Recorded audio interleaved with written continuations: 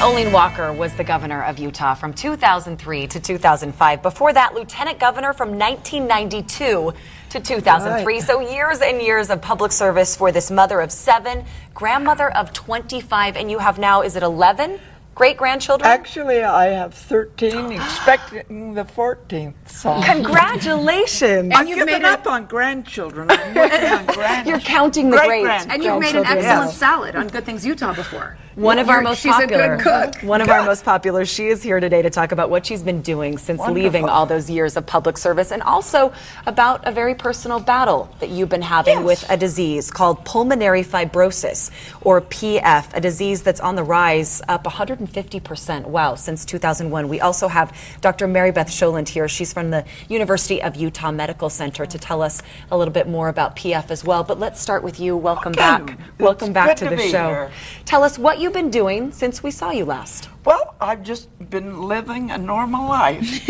I just got back from Delaware.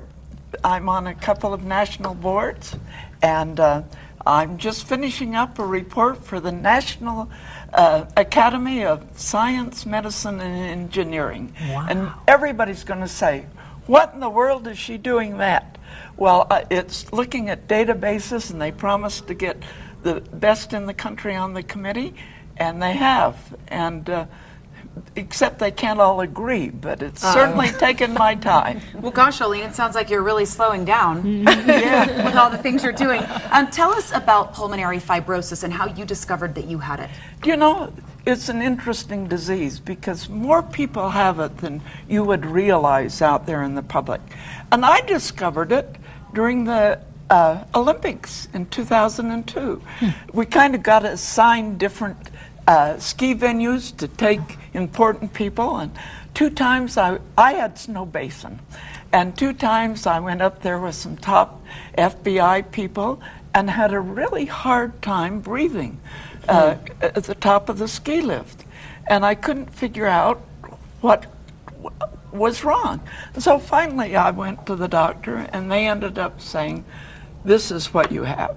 And it's a shock because there's no cure, no treatment, no one knows why you have the disease, and yet it's something that will affect you all your life as long as you live, and many people just live a few years with the disease.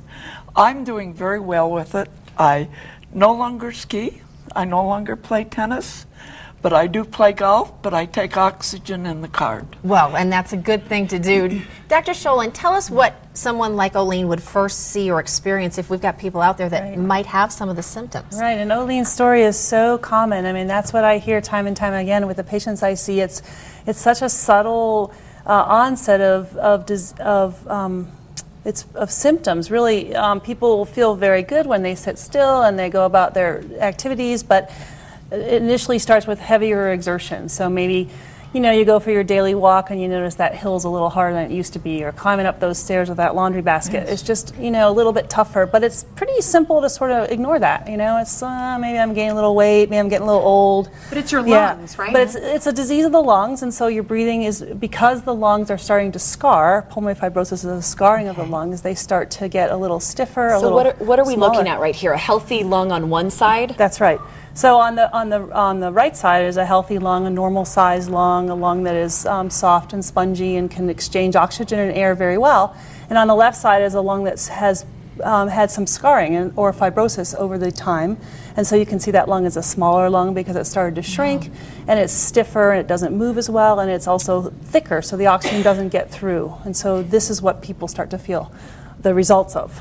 Olene, you know, not a lot of people know about this, and it's actually more common than cystic fibrosis, yet we know so little about it, and just as many people die from breast cancer as they do from this. So that's right. You've been instrumental on a new bill in Washington, correct? Well, can you tell me about a little bit about the bill, what you're doing? You know, this is just an attempt to start to get a registry of people, because we don't know whether it's more prevalent in some states or some areas of the country. We have so little information about it.